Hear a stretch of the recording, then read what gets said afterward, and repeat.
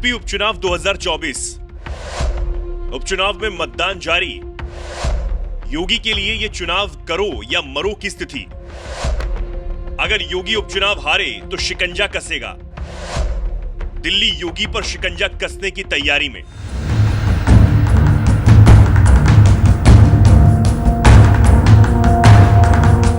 नमस्कार, बहुत स्वागत है आप सभी का। मैं हूं आपके साथ चेतन पाठक और आप देख रहे हैं न्यूज एक्सप्रेस। दो राज्यों समेत कई राज्यों में उपचुनाव हो रहे हैं, लेकिन उत्तर प्रदेश काफी महत्वपूर्ण राज्य है क्योंकि योगी आदित्यनाथ और पीएम मोदी शाह के बीच लड़ाई जारी है और मोदी शाह की आरएसएस से भी अनबन है। ऐसे में अगर 23 तारीख को बीजेपी के पक्ष में रिजल्ट नहीं आए तो मोदी और शाह योगी पर शिकंजा कसने की तैयारी करेंगे और अगर योगी जीत जाते हैं तो फिर मोदी और शाह की दिक्कत होगी।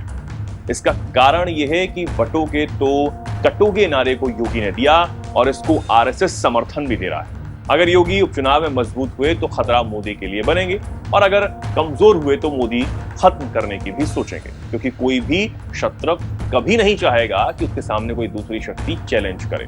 ऐसे में राजनीतिक विश्लेषक ये कह रहे हैं कि उत्तर प्रदेश उपचुनाव में योगी के लिए लड़ाई बड़ी है और अगर इस लड़ाई में योगी हारे तो दिल्ली अपनी ताकत लगा देगी हटाने में। ऐसे में दैनिक भास्कर के राजनीतिक संपादक केपी मलिक ने सोशल साइट एक्स पर लिखा कि उत्तर प्रदेश के उपचुनाव में सीएम योगी का बटोगे तो कटोगे सुपरहिट चल रहा है। इससे योगी हिंदुत्व का एक बड़ा चेहरा बनकर उभरे हैं।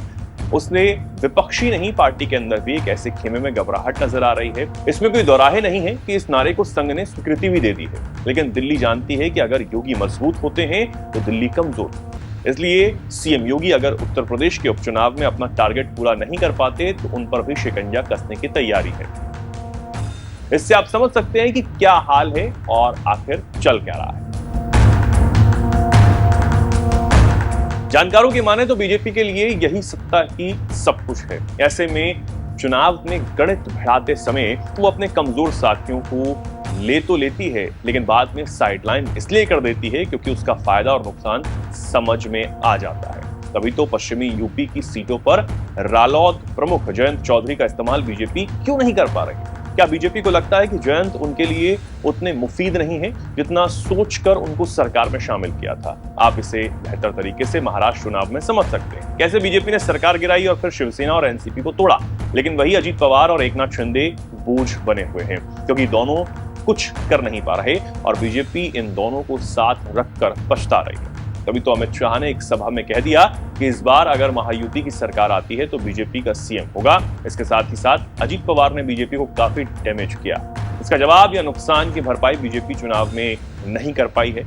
योगी आदित्यनाथ ने बटोगे तो कटोगे नारा दिया था, लेकिन पंकजा मुंडे और बीजेपी सांसद अशोक चौहान के साथ ही साथ अजीत पवार ने जमकर विरोध किया और कह दिया कि यह नारा महाराष्ट्र में नहीं चलेगा। अयोध्या में जब प्रोग्राम किए, भव्य मंदिर में रामलला विराजमान हो रहे थे, तब प्रधानमंत्री मोदी जी ने एक बात कही थी। तब उन्होंने कहा था, तब उन्होंने एक ही बात कही थी, ये तो शुरुआत है, शुरुआत। केवल अयोध्या ही नहीं, अब तो हम काशी और मथुरा की तरफ भी बढ़ चुके हैं।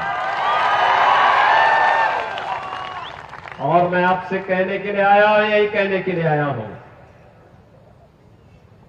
कि बहनों और भाइयों, छत्रपति शिवाजी महाराज ने जिस दुष्ट अफजल को मार गिराया था, उसके नाम पर औरंगाबाद का नाम होना, याद करना, इसको हटना ही चाहिए। संभाजी नगर के रूप में उसको पहचान मिलनी ही चाहिए। छत्रपति शिवाजी महाराज का संघर्ष हो या संभाजी महाराज का, हमें नई प्रेरणा देता है। और छत्रपति शिवाजी महाराज हम सबको एकजुट करके लेके गए थे। हर भारतवासी को अपने साथ जोड़े थे, अपने सेना का हिस्सा बनाए थे। छत्रपति शिवाजी महाराज जिस एकजुटता का प्रदर्शन करके हिंदवी साम्राज्य की स्थापना किए थे, आज उसी का आह्वान करने के लिए, उन्हीं से प्रेरणा लेकर के मैं बार बार आपसे कहता हूं कि बंटिए मत, उन्हीं से प्रेरणा ग्रहण करके मैं आपसे कहता हूं, बंटिए मत, क्योंकि जब भी बंटे थे तो कटे थे।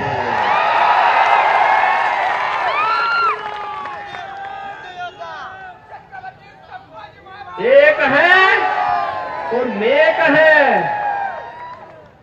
एक है तो सेफ है, और बटे थे तो कटे थे। हमें बटना नहीं है, एकजुट होना है। एकजुट होकर के यहां पे महायुति गठबंधन को, जो मोदी जी के नेतृत्व में आज पूरे देश के अंदर कार्य कर रहा है, एनडीए के रूप में, एनडीए के रूप में काम कर रहा है। भारतीय जनता पार्टी लीड कर रही है मोदी जी के नेतृत्व में। ऐसे ही महाराष्ट्र के अंदर ये महाअनाड़ी गठबंधन को हराना है और भारतीय जनता पार्टी के नेतृत्व में महायुति गठबंधन को, एनडीए के प्रत्याशियों को विजयी बनाना है। और इसी के अपील करने के लिए आज मैं आपके पास आया हूं। तो कुल मिलाकर बात यह है कि अगर चुनाव हारे तो योगी के लिए परेशानी दिल्ली खड़ी कर सकता है, लेकिन देखना होगा कि आगे 23 नवंबर को क्या रिजल्ट आता है। ये देखना बेहद दिलचस्प भी होगा।